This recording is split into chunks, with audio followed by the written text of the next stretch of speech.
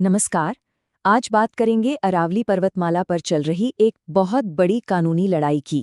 ये एक ऐसी कहानी है जो पर्यावरण और कानून के बिल्कुल बीच में खड़ी है। तो चलिए इस पूरी बात को एक बहुत ही चौंकाने वाले सवाल से शुरू करते हैं।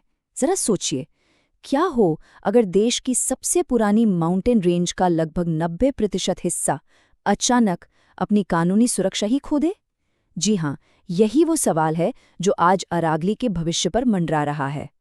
और इस पूरे के पूरे विवाद के सेंटर में है सिर्फ एक नंबर, 100 मीटर।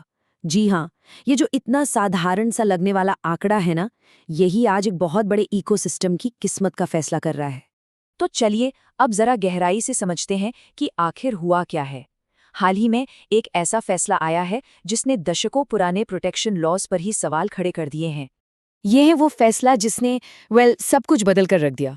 हुआ ये कि नवंबर 2025 में सुप्रीम कोर्ट ने अरावली पहाड़ियों की एक नई डेफिनेशन, एक नई परिभाषा मान ली। अब इस नए नियम के हिसाब से सिर्फ वही जमीन अरावली का हिस्सा मानी जाएगी जो ग्राउंड लेवल से कम 100 मीटर या उससे ज्यादा ऊंची हो। मतलब साफ है, जो भी पहाड़ियां इस क्राइटेरिया में फिट नहीं होती वो अब कानूनी प्रोटेक्शन के दायरे से बाहर हो सकती हैं। लेकिन सवाल ये है कि ये 100 मीटर वाला नियम आया कहाँ से? इसको समझने के लिए हमें थोड़ा सा टाइम में पीछे चलना होगा, रिवाइंड करना होगा उस हिस्टोरिकल लीगल बैटल पर जिसने पहली बार अरावली को बचाया था। तो सबसे पहले ये समझना बहुत जरूरी है कि हम आखिर अरावली को बचाने की इतनी बात कर ही क्यों रहे हैं।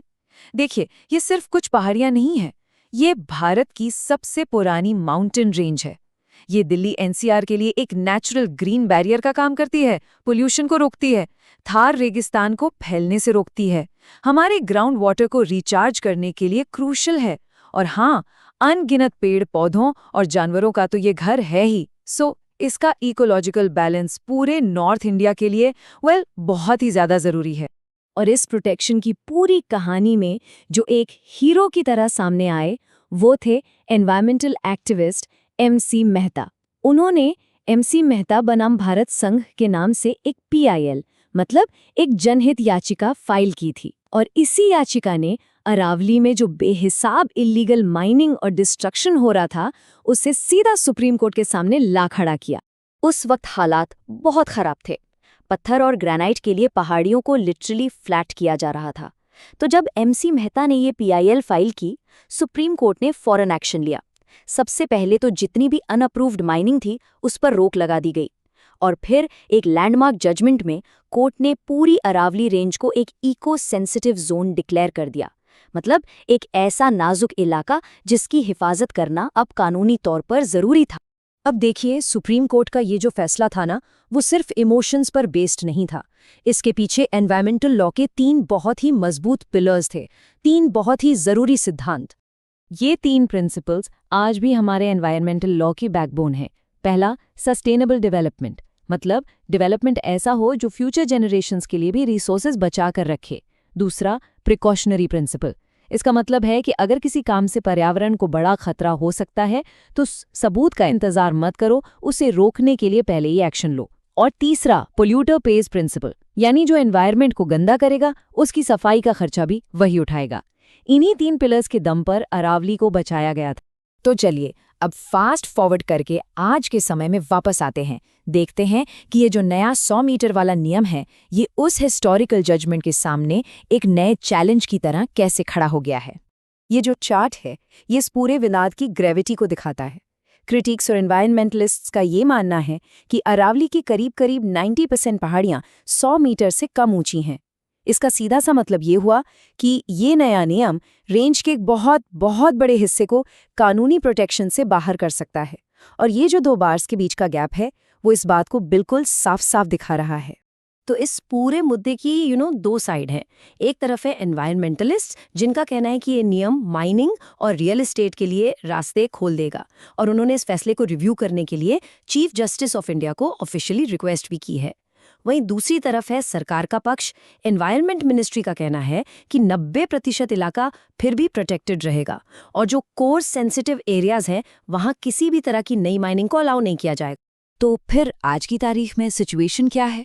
ये टेबल इसे एकदम क्लियर करता है।